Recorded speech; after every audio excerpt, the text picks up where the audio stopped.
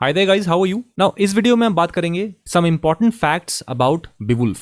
Now if you are a student of literature, English literature, then knowing about Beowulf, which is a epic poem, it is very important. Whether you are preparing for CUET PG English or whether you are preparing for UGC NET English, ठीक है? So कुछ facts जानेंगे, but पहले छोटा सा summary देख लेते हैं. First of all, what is Beowulf about, and then we will move on to some important facts that are important from an exam point of view, जिसपे डायरेक्ट क्वेश्चंस फ्रेम किए जा सकते हैं. ठीक है, so as I told you, Beowulf is a epic poem. ठीक है, it deals with the early 6th century and also was probably composed in the 700 to 750 CE. ठीक है, it tells the story of a Scandinavian hero Beowulf. ठीक है, he is from Scandinavia and the setting is also Scandinavia, and Scandinavia is not Great Britain. ठीक है, ये आप ध्यान रखना. Who gains fame as a young man by vanquishing the monster Grendel. Now ये तो बहुत ही common fact है, known fact है that the monster's name is Grendel. इस पे सवाल नहीं आएगा. ठीक है, then of course Beowulf also defeats Grendel's mother, and later on as a aging king he kills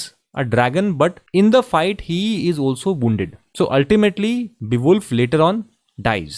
ठीक है, now let's move on to the important facts. ना उससे पहले अगर आप मुझसे जुड़ना चाहते हैं then you can follow me on this Harsh Singh sir official on Telegram. ठीक है, we have started a new Telegram channel specifically for UGC NET English. ठीक है, so UGC NET English by Harsh Singh sir. ठीक है, both on Telegram. So on this channel you will gate PDFs, daily multiple choice questions, everything. And one more thing, we are starting a new batch on the 10th of April. ठीक है, so if you want to join this batch, just WhatsApp us on this number 7678160296. ठीक है, UGC NET English के लिए. And this is a brief about me, you can read here. ठीक है, now coming to the most important fact about Beowulf. ठीक है, the sole surviving manuscript is called Novel Codex.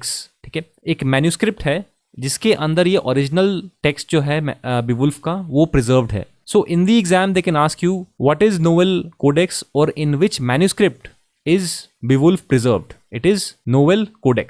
ठीक है, and remember one more fact that this is housed in the British Library, and no, in 1731 there was a fire, but this manuscript survived that fire. That is why it is still there. ठीक है, next another fact to keep in mind is that this poem, this epic poem employs alliterative verse.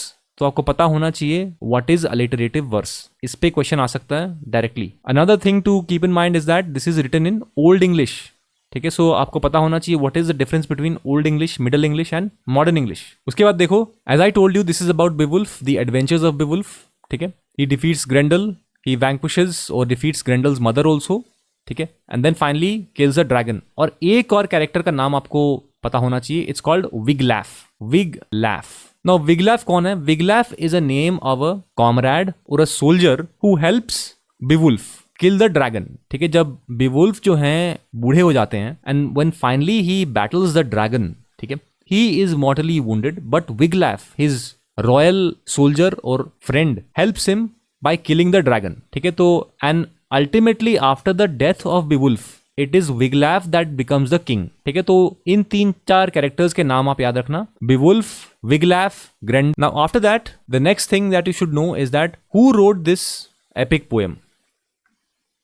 Now this epic poem is anonymous, मतलब अभी तक author का नाम पता नहीं है. ठीक है, so it is a anonymous poem. ठीक है, anonymous, some Anglo-Saxon poet was there, but his or her name is not there. ठीक है, and of course as I told you, it was composed between the 7th and the 11th centuries. ठीक है, so एक broad timeline आपको पता होना चाहिए कि कब ये लिखा गया था. After that 2-3 और चीज़ें हैं जो इस epic poem में important हैं. One is the theme of heroism and loyalty. ठीक है, bonds between warriors and their lords, the concept of comitus. ठीक है, तो ये आपसे पूछ सकते हैं comitatus. ठीक है, comitatus क्या होता है comitatus? See, basically it means the bond between a lord and his warriors. ठीक है, मतलब Wiglaf and Beowulf. So Wiglaf does not desert Beowulf. बाकी जो सोल्जर होते हैं वो भाग जाते हैं when they are battling the dragon. But it is Wiglaf who stays with the lord, मतलब his king, which was Beowulf at that time. ठीक है, so this idea of comitatus. उसके बाद the concept of WYRD. ठीक है, इसको आप weird pronounce तो नहीं कर सकते. ठीक है, this is a old word and it basically means fate.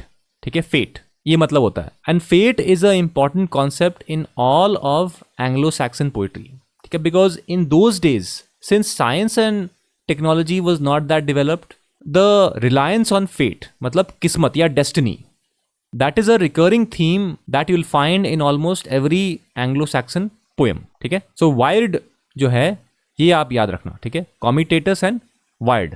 And of course एक सिंपल लेवल पे this poem is a tussle between or a conflict between good and evil, ठीक है. Then as I told you, this is set in Scandinavia, so it also reflects the Germanic heritage of the Anglo-Saxons, because we all know that the Anglo-Saxon tribe which invaded England or made England their home, they originally came from somewhere else. It was Scandinavia, ठीक है. वहां से वो लोग गए थे England में. So this poem also offers early medieval warrior culture insight, ठीक है. Insights into the medieval warrior culture, ठीक है. So just remember these important facts about Beowulf, ठीक है. इस पे डायरेक्टली क्वेश्चन बन सकते हैं. So instead of going through the entire poem, if you just remember these important facts, it will be enough, ठीक है. And let me close by saying that we are also starting a new batch on the 10th of April for CUET PG English, ठीक है. So if you are preparing for CUET PG English for next year, you can join this batch.